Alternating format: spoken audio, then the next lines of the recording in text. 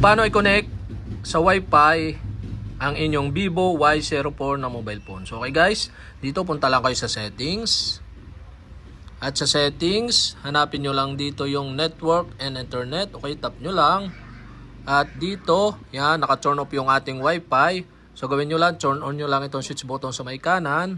At pag na-turn on nyo na, so not connected. So tap nyo lang yung pinakang Wi-Fi.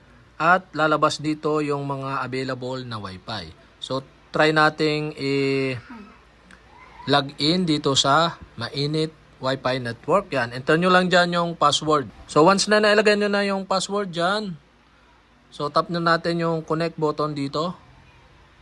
Yan, obtaining IP address. Yan guys, connected na.